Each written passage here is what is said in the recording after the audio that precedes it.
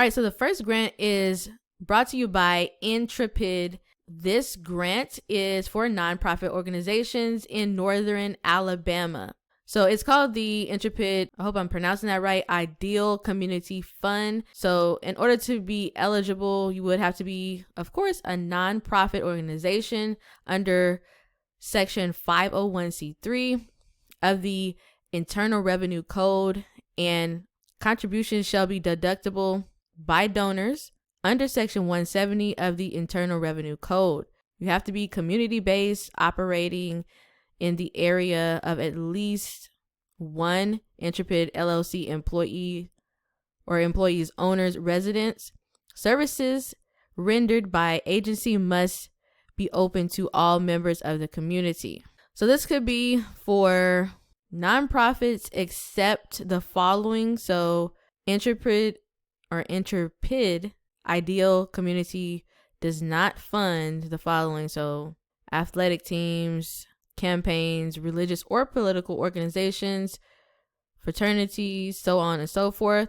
So these are the rules right here. The link is going to be in the description. You're going to complete the application by March 12th. That's the first round. And then they'll have 3 more rounds after that up until the end of the year. You're going to submit your application by clicking right here, downloading the document, and then you're going to email it to this email address in alphabetical order. So without further ado, we'll go ahead and get into the content. Okay, so another grant program is brought to you by the Curtis and Edith Munson Foundation. They provide grants up to $50,000. This is another one for nonprofit organizations. In order to apply, you're going to need to have your EIN number as well as a copy of your 501c3 letter. And then you're going to follow these instructions right here. You're going to provide the information on the right to accompany your letter of inquiry. This information must be provided separately from any other budget information provided in your proposal. No request will be considered without this information. So you have to include this information right here on the right hand side in a separate letter. And they want you to submit it in a Word document. You're going to submit that to them by downloading this document here, which is their info request form. And you're going to fill this document out. And the instructions are going to be listed on here as well. Again, you'll edit the document and then submit it to them.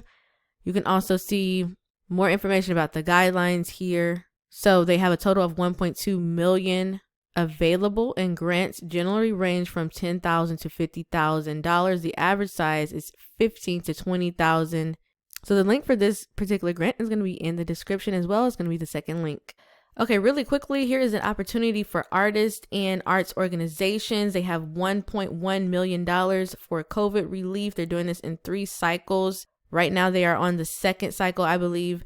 So artists can get $2,500, and then organizations can get $5,000 to support those facing critical financial emergencies due to the impact of COVID. So if you scroll down to where it says the cycles, Cycle 1 has closed. So Cycle 2 is getting ready to open up March 3rd.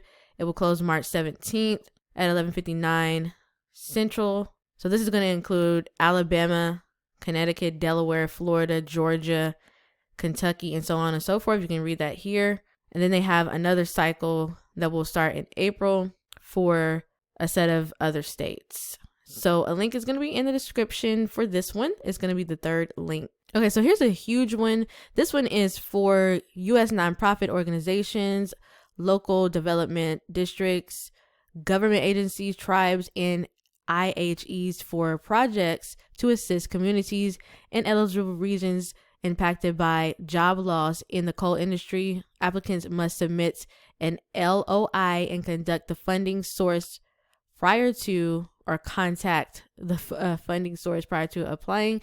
Eligible projects are those that benefit communities in the Appalachian region. So the Partnerships for Opportunity and Workforce and Economic Revitalization, which stands for POWER initiative, makes Available federal resources to help communities and regions affected by job losses in the coal mining, coal power plants operations, and coal-related supply chain or logistics industry due to the changing economies or economics of America's energy production and the coal economy. So they're really targeting people who are in the coal industry. So there's two types of grants. There's an implementation grants and a planning grant. So the sizes for these grants are going to be between $400,000 and $1.5 million for each project. It awards within the congressionally defined Appalachian region with expectations for broadband development projects, which range from $400,000 to $2.5 million. And then the planning grants go up to $50,000. Okay, so for eligibility, you're going to check out this website, which is their official website. It's going to be a link in the description. It's going to be the fourth website. It's going to take you directly to this page here. They have workshops available for you to attend, like online workshops. And then they have letter of intent templates. And then they have their application portal. So this is where you're going to apply. There are some deadlines. So the release date was January 14th. The application portal opened on the 16th of February. The letter of intent is due by March 5th. And then your proposal due date is due on the 16th of April. Okay, so the last grant is for Western Alabama counties. So this one is going to go up to $20,000 to Alabama businesses in eligible counties to mitigate the financial difficulties resulting from COVID-19. Funding is intended to support small businesses employing between 2 and 5 workers that have been adversely impacted by the pandemic. So funds must serve businesses located in Bibb, Fayette, Greene, Hale, Lamar, Marengo, Pickens, Sumter, and Tuscaloosa counties. The Small Business Relief Fund is a community foundation of West Alabama fund offered in cooperation with the Chamber of Commerce of West Alabama. So they have 2 rounds. The average grant that people usually get is $2,800, but you can get up to $20,000. I believe that's going to depend on how many employees that you actually have. You must have experienced financial hardship as a result of COVID-19. You have to have between 2 and 50 employees as of February 29th, 2020. You have to be in good standing with the state. You must be located in one of those counties that I just mentioned. So there's going to be an application in the description. It will be the last link under list of grants mentioned in this video. So this is the application. The deadline for this one is not set. It's pretty much ongoing. I'm guessing until funds run out. There's not a specific date. So they give you some more requirements or some more information here on this page. You will need to provide your W-9, and you're going to have to send that over to projects@tuscaloosachamber.com. And this is what they're going to require here on the form. It is a little long. They basically just want to verify that you have been in business since February 29th or before. And they want to make sure that you're operating in the counties that they mentioned above. And they want to make sure that you have been impacted by COVID-19.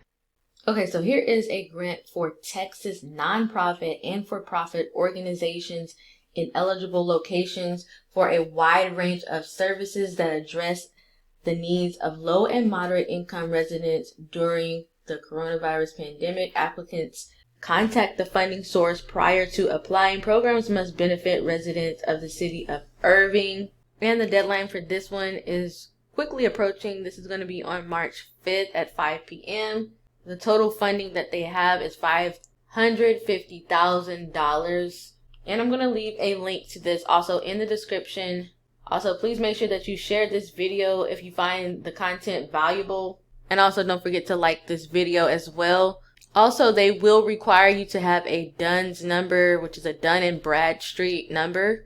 If you do not have one, you can go to dnb.com and register. Select DUNS number, then click on Get a DUNS number to register.